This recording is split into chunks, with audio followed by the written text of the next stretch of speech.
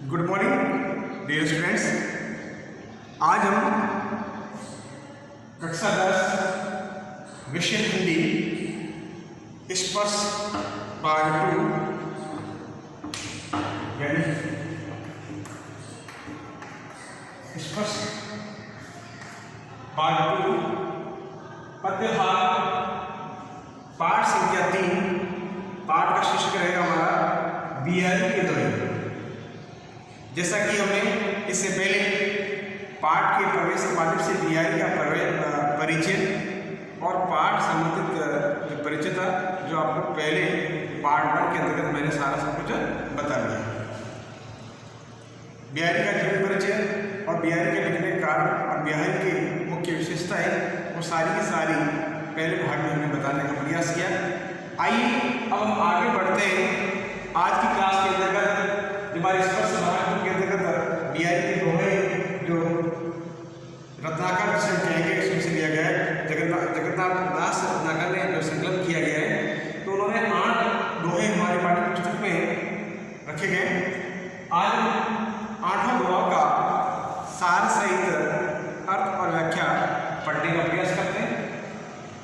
बिहारी ने अपने नीतिगत दोहों के माध्यम से लोगों को बहुत कुछ कहने का प्रयास किया।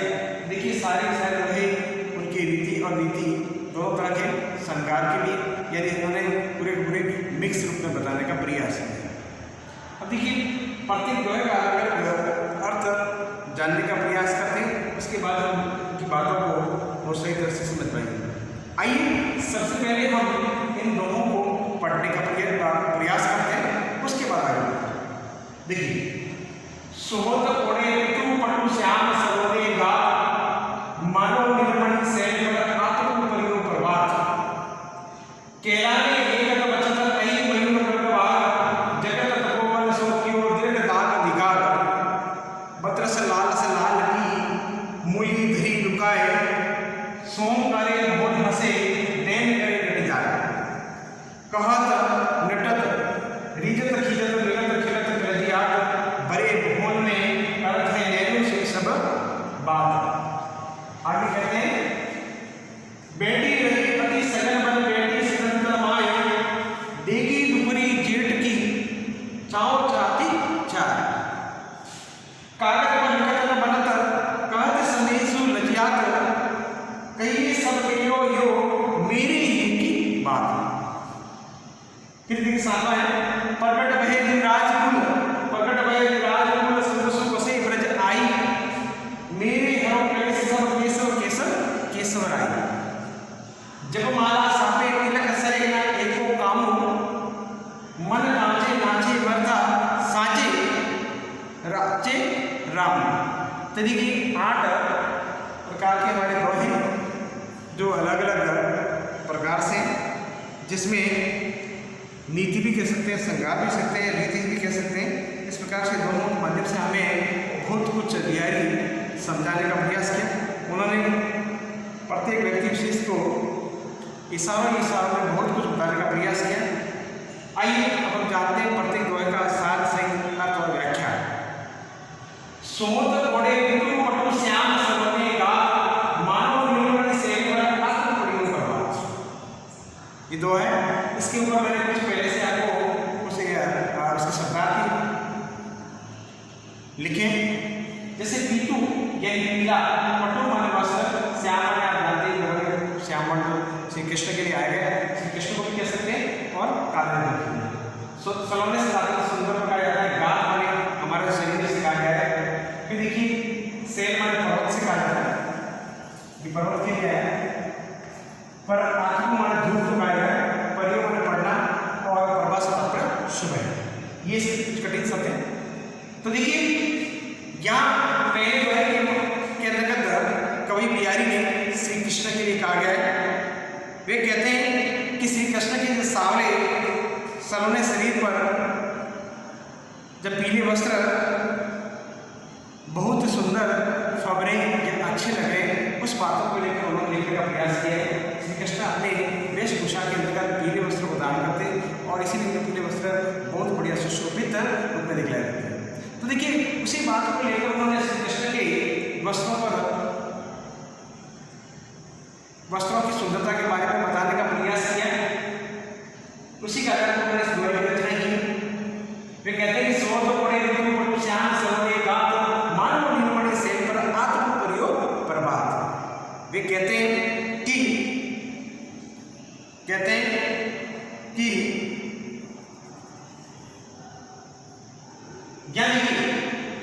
यहाँ पर बिहारी ने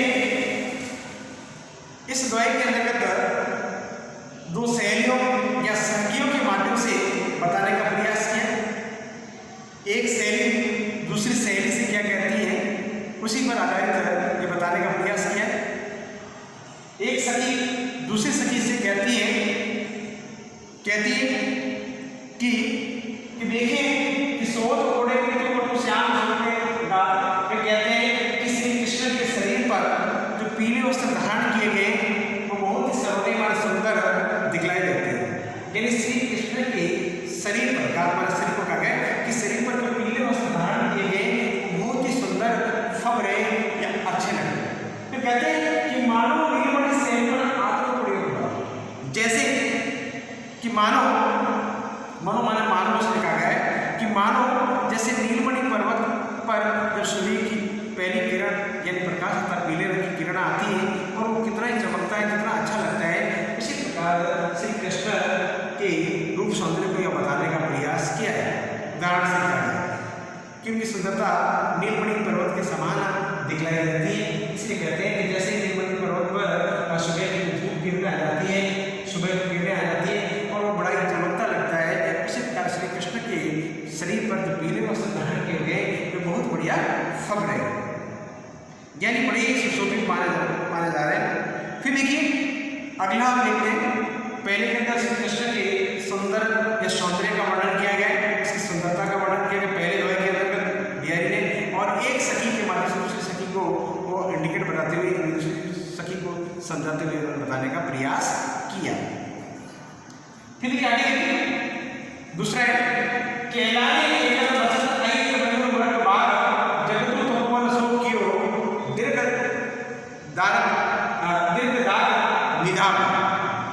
तो यहाँ पर मैंने कुछ कठिन शब्द बताने का प्रयास जाने ये सवाल जाता है।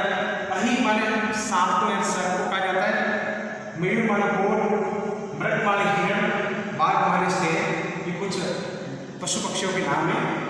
जगत माने व्यक्ति में समझे संसार के लिए विश्व के लिए आया है। तपोवन आ जाते हैं गर्मी और इस प्रकार से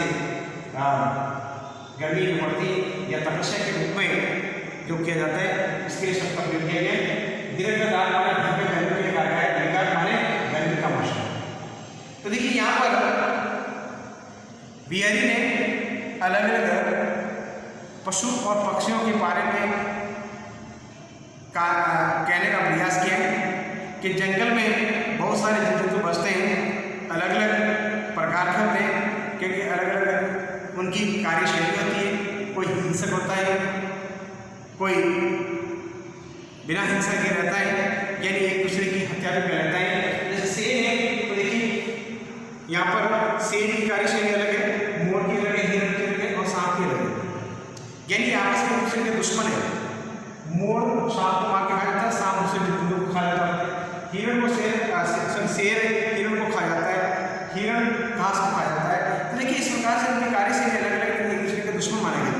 लेकिन कहते हैं कि जब गर्मी का मौसम आता है तो किस प्रकार से एकता के चित्र को बच जाते हैं, एक समान स्थान पर आकर चुपचाप बैठ जाते हैं, क्योंकि वो जैसे गर्मी से सहन ही नहीं कर पाते।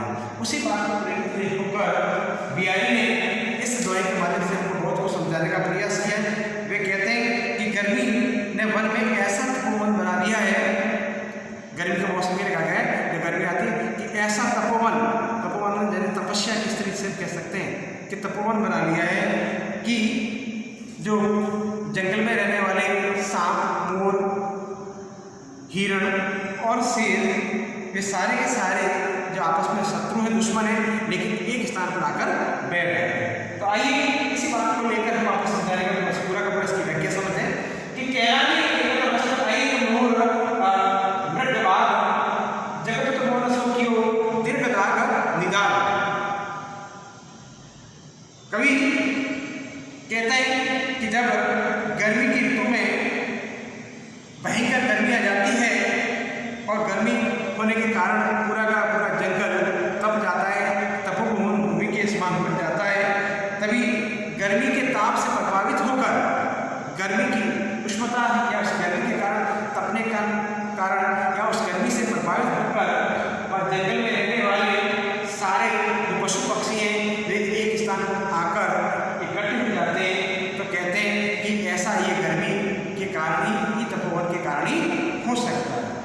तो देखिए कहते हैं कि तभी गर्मी के कारण गर्मी में ये सारे पशु पक्षी हैं एक स्थान पर इकट्ठे होकर जाते हैं। तो कहते हैं यह सभी होने का एक ही कारण हो सकता है, गर्मी का मौसम या गर्मी के तपने के कारण। तो देखिए यहाँ पर दूसरे दोहे के अंतर्गत कवि बिहारी ने इस गर्मी की महिमा को बताते हुए गर्मी के कारण किस प्रकार से सारे धरती के जंतु दहल जाते या सहन नहीं कर पाते, तो उस समय वे एक दूसरे की दुश्मनी को भूलकर एक स्थान पर बैठना ही पसंद कर लेते हैं। तो उसी को प्रेरित होकर उन्होंने दूसरे दोहे की रचना की। आइए तीसरा दोहा देखते हैं। बदरस लालस राय की मूली धरी लुकाए, सो करे मोहन हंसे देन करे नटी जाए। अब देखिए तीसरा जो है वो श्री कृष्ण पर आधारित है। इस दोहे के अंतर्गत श्री कृष्ण के बाल्यकाल को बताने का प्रयास किया कि बाल्यकाल के अंतर्गत श्री कृष्ण किस प्रकार नटखटता करते थे और उस नटखट रूप के कारण उनकी गोपियाँ या उनके साथ खेलने वाले किस प्रकार से उनके साथ में अटखेलियाँ खेलते थे, उनके साथ कैसे खेल खेलते थे, उसका ही इस दोहे के माध्यम से बहुत कुछ बताने का प्रयास किया है। कवि कहते हैं कि जब कृष्ण की गोपियों को या कृष्ण के बाल रूप को करने के लिए अनेक प्रकार के दूसरे जो भी महिलाएं होती थी वो श्री कृष्ण को बात करने के लिए या उनको चिढ़ाने के लिए इस प्रकार के कर्तव्य करते थे। उसी कर्तव्य को करने के लिए कर्तव्य को यहाँ पर इस दोहे के माध्यम से बताने का प्रयास किया। आइए हम जानते हैं। बदरस लालस लाल की मूली धरी लुकाए, सो करे ऐसे मोहन हंसे देन करे नटी जाए। कवि कहते हैं कि श्री कृष्ण से रस भरी बातें करने के लिए गोपियाँ या सखियाँ जिसे कह सकते हैं अपन, या उनके साथ खेलने वाले कह सकते हैं, उनके रस भरी बातें करने के लिए लालस के अंदर लाल शब्द श्री कृष्ण के लिए तो बदरस लालस लाल यानी रस भरी बातें करने के लिए श्री कृष्ण की मूली धरी लुकाए यानी श्री कृष्ण की जो वंशी है मूली है उसको छुपा देते थे।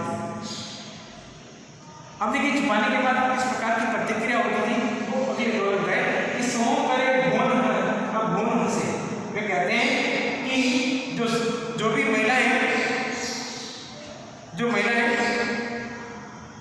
वे उनकी वंशी या मूली छुपाकर स्वागत कर लेती थी कि मैंने तो नहीं ली, इस प्रकार की प्रतिक्रिया कर लेती थी। उसने कहा सौगंध करे यानी सौगंध खा जाती थी और भून हंसे और मन ही मन में हंस लेती और आंखों से हंसी की महसूसी दिखलाई देती। फिर देन कहे, जब देने के लिए कहते तो कहते नटी जाए, तो फिर नट जाती। तो देखिए यहाँ पर श्री कृष्ण के बाद वो बड़े नटखट रूप में बताने का प्रयास किया किस प्रकार से नायिका श्री कृष्ण से बात करने के लिए किस प्रकार से उसके साथ अटखेलियाँ करते थे। वो इस दोहे के माध्यम से बिहारी ने बहुत बढ़िया तरीके से बताने का प्रयास किया।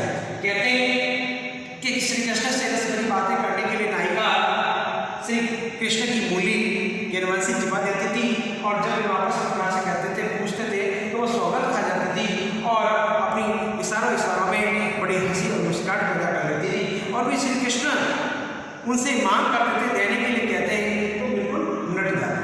तो यहाँ देखिए ये पूरा का पूरा इस प्रकार का दोहे के माध्यम से कवि ने हमको बताने का प्रयास किया। क्लियर?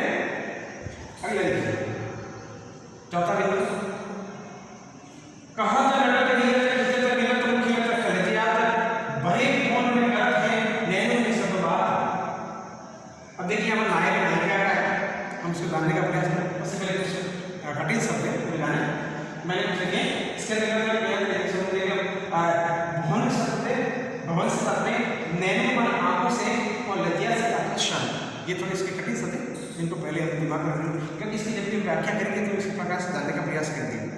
कहते हैं कि जब बड़े और बूढ़ों से भरे हुए घर में नायक और नायिका, हीरोइन या हीरोइन भी कह सकते हैं, जो भी महिला या पुरुष भी कह सकते हैं, अपने आंखों के द्वारा एक दूसरे से बात करने का प्रयास करता है। कई बार हम देखते हैं कि हम जब हमसे कभी से किसी को बात बोल करने की जाती है तो हम इशारों में समझाने का प्रयास करते हैं। तो यहाँ पर देखिए भाई इशारे ही हैं कि इशारों के माध्यम से किस प्रकार से अगले वाले को समझाते हैं। तो देखिए नायक और नायिका बड़े भवन के अंदर अपने पूरे परिवार के साथ खड़े हैं और किस प्रकार से इशारों में अगले वालों को समझा देते हैं, वही इसी बयान के माध्यम से बताने का प्रयास किया है। यानी इसके अंदर पूरी की पूरी एक प्रेम आता है दोनों नायक नायिका में, किस प्रकार प्रेम पूर्वक एक दूसरे को समझाने का प्रयास है। तो आइए हम जानते हैं कि नायक नायिका किस प्रकार से एक दूसरे को समझाने का प्रयास करते हैं। उसी बात को लेकर कहते हैं कि जब घर के अंतर्गत गुरुजनों और घर के बड़े परिवार के सदस्य एक साथ खड़े हो जाते हैं तो देखिए उसके समय नायक नायिका आपस में वार्तालाप नहीं कर पाते और वार्तालाप करने के लिए हमें किस प्रकार से जब उनका मिलन हो जाता है तो देखिए इशारों में किस प्रकार कहते हैं, तो कहते हैं जब नायक नायिका से कहता है तो नायिका नट जाती है। या इशारे जब करती है किसी को मिलने के लिए या प्रेम पूर्वक बात करने के लिए, जब बात करने के लिए इशारे के माध्यम से कहती है वो कहता है तो वो नट जाती है, नट जाता है तो रिझ जाता है, गुस्सा कर जाता है नायक गुस्सा कर जाता है। फिर वापस इसमें नायक रिझत वाला हंस लेता है, यानी इसे नटने की क्रिया के द्वारा वो बिल्कुल उसको खुशी या प्रसन्नता होती है। जब उस प्रसन्नता लेते हैं तो खिंचत माने नायिका जब नायक खुश हो जाता है, प्रसन्न हो जाता है, उसको लेकर नायिका वापस खींच जाती है, गुस्सा कर लेती है। अब जब गुस्सा कर जाती है उसके बाद जब दोनों गुस्सा कर लेती है, सॉरी नायिका गुस्सा कर लेती है तो उनकी आंखें आपस में मिल जाती है और मिलते ही खिलत प्रसन्न हो जाते हैं। जब आपस आंखें मिल जाती हैं तो दोनों को प्रसन्न हो जाते हैं और प्रसन्न होने के बाद अपने आप में लज्जा शर्म महसूस कर लेते हैं। तो देखिए किस प्रकार से बहुत बढ़िया है कि जब नायक कहता है तो नायिका नट जाती है और नटने की क्रिया को देखकर जब नायक माने हीरो जिसे कहेंगे पुरुष कह लगे, जब पुरुष उस स्थिति को देखकर वो बड़ा प्रसन्न हो जाता है और उस प्रसन्नता के रूप में देखते ही वह नायिका गुस्सा कर लेती है, खिंचत हो जाती है और खिंचने के बाद जब वापस उनकी आंखें मिल जाती है, दोनों को एक दूसरे को देखकर आंखें मिल जाती है और उस दोनों की क्रिया को देखकर प्रतिक्रिया को देखकर वे बड़ी आपस में प्रसन्न हो जाते हैं। प्रसन्न होते हैं अपने आप को शर्मिंदगी महसूस करते हैं। अरे नहीं, फिर आगे देखिए कहते हैं इस प्रकार की प्रतिक्रिया के द्वारा कहते हैं कि भरे भवन में गर्द है, मैंने सुना कि पूरा परिवार भरा हुआ है, गुरुजन भरे हुए वहाँ पर बैठे हुए या अन्य परिवार के अन्य सदस्य हुए, लेकिन वे अपने भवन के अंतर्गत आंखों से बात कर अपनी सारी बातें बतलाते हैं। यही सारी बातें इस माध्यम से नायक नायिका के एक प्रेम पूर्वक बात करने के रूप में बताने, इस तरह के माध्यम से बिहारी ने बताने का प्रयास किया। तो देखिए इसके अंदर किस प्रकार से नायक नायिका आपस में अपने प्रेम पूर्वक बातें करने का प्रयास करते हैं, वो इस तरह के माध्यम से हमें कवि ने बताने का प्रयास किया। तो बहुत ही बढ़िया तरीके से उन्होंने उस भाव भंगिमा को बताने का प्रयास किया, उनकी एक्टिंग या चेष्टाएं जो भी है वो किस प्रकार से होती है उसको बहुत ही बढ़िया तरीके से उन्होंने कहने का प्रयास किया। आइए अब आगे बढ़ते हैं। द्वय संख्या 5 बैठ गई सगन मन बैठी सनंता माए देखी ऊपरी जेठी जाको चाहती चाहे। अब देखिए यह गर्मियों के मौसम को लेकर चाय के लिए आ गए कि किस प्रकार से गर्मी का मौसम जाता है तो उसमें हर कोई व्यक्ति मनुष्य जीव जंतु सब ठंडी चाय के पीछे भागते हैं, लेकिन वे कहते हैं कि ऐसी गर्मी के कारण जब जेठ का महीना आता है सूर्य की रोशनी सिर के ऊपर आ जाती है तो उसमें पेड़ भी उस गर्मी को सहन नहीं कर पाता। जैसा कि हम जानते हैं कि छोटे छोटे पौधे गर्मी को पाकर बहुत सारे नष्ट हो जाते हैं, लेकिन बड़े पेड़ भी अपनी छाया को वो कहते हैं फैला कर नहीं दे पाते हैं और वो अपनी गर्मी को सहन नहीं कर पाते। तो देखिए उस समय जब देखिए बहुत ही पतली छाया मिल पाती है, उसी को लेकर कहा गया है कि जब उसके नीचे जाते हैं तो हमें लगता है कि छाया खुद दूसरी में खुद छाया के लिए ढूंढ रही हो, इस प्रकार से स्थिति बन जाती है। उस स्थिति को यहाँ पर गर्मी के मौसम की छाया को बताने का प्रयास किया। अब देखिए यहाँ लेखक ने गर्मी के अंदर जो दोपहरी के अंदर जो भी तब जाती है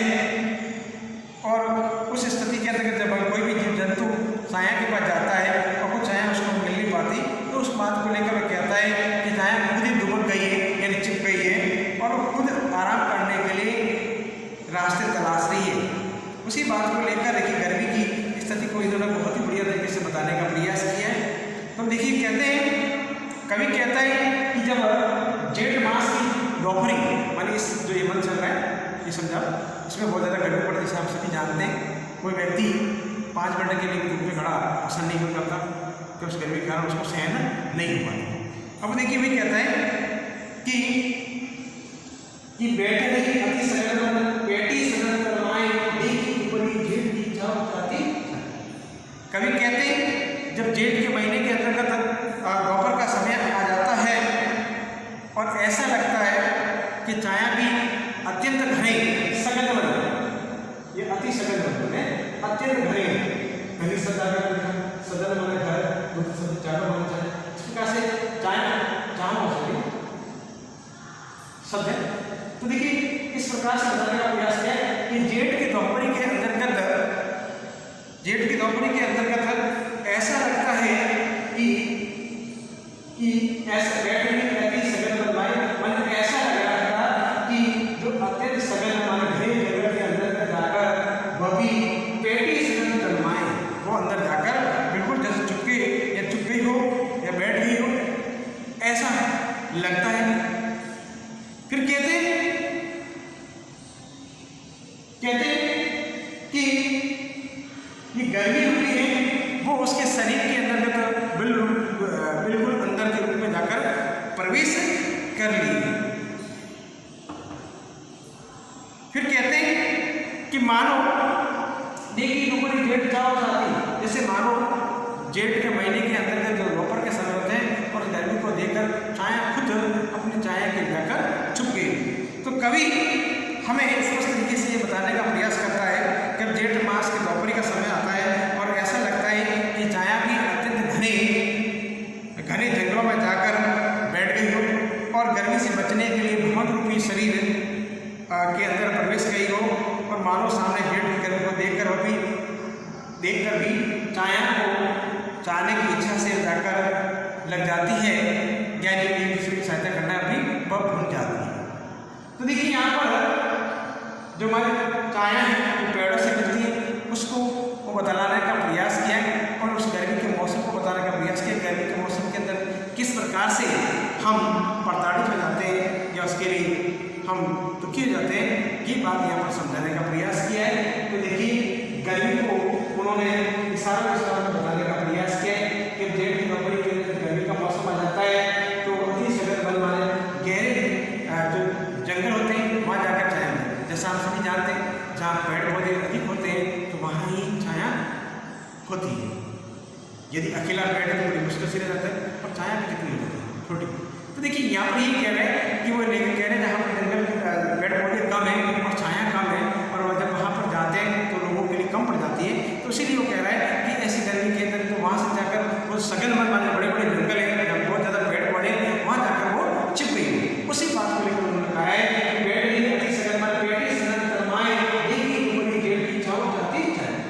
कवि कहते हैं कि जब जेठ के महीने के अंदर दोपहरी के अंदर जब गर्मी का मौसम आ जाता है तो मालूम होता है कि जो छाया है वो भी बड़े या घने जंगल में जाकर बैठ गई, और उन्होंने वहाँ पर शरीर रूपी या जिसका घर है रूपी शरीर वहाँ पर उन्होंने कर लिया हो, और दोपहरी के जिस प्रकार से दोपहरी जेठ के महीने के दोपहरी का जो समय आ जाता है और समय के अंदर को देखकर वो छाया के लिए जाकर कहीं बैठ जाए।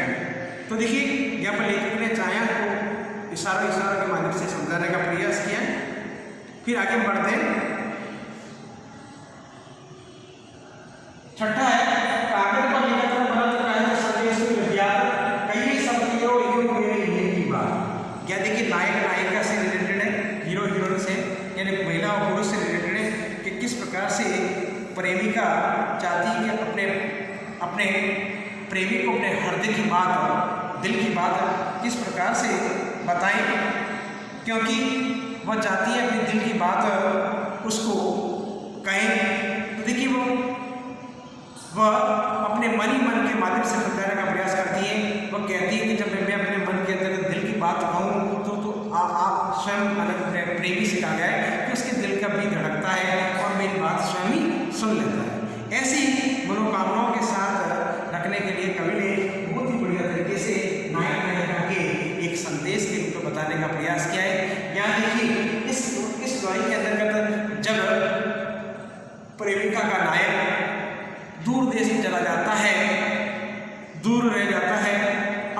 बात कैसे करें, उस बात को समझाने का प्रयास किया। तो बहुत ही बढ़िया सा एक तरह का श्रृंगार के रूप में बताने का प्रयास किया कि वो किस प्रकार से अपनी बात नायक तक पहुंचाना चाहती है, यानी अपने हीरो या अपने पुरुष तक पहुंचाना चाहती है।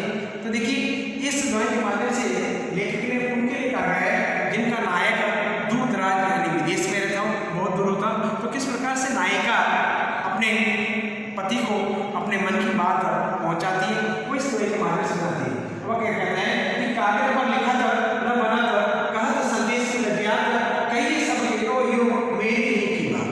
देखिए विदेश में रह रहे अपने नायक को संदेश के तौर पर नायिका कहती है कि ये प्रिय, कि मेरे पतिदेव या मेरे प्रिय, कि मैं अपनी प्रेमता के यानी अपने प्रेम की बातें आपसे किस प्रकार कहूँ। वे कहते हैं किस प्रकार कहूँ, यदि मैं कागज पर लिखा जाना बना बात, यदि कागज पर लिखूँ तो नहीं बनती बात, क्योंकि कागज कैसे पहुँचाऊँ आप तक और सही समय पर नहीं पहुँच पाएगा और मेरी मन की बात आप तक नहीं है। और मैं पढ़ी लिखी भी कहूँ और मैं किसी दूसरे से लिखवाऊँ तो मैं अपने मन की बात उससे कैसे लिखवा सकूँ। फिर कहते हैं कहा संदेश मिल जाए, यदि मैं किसी संदेश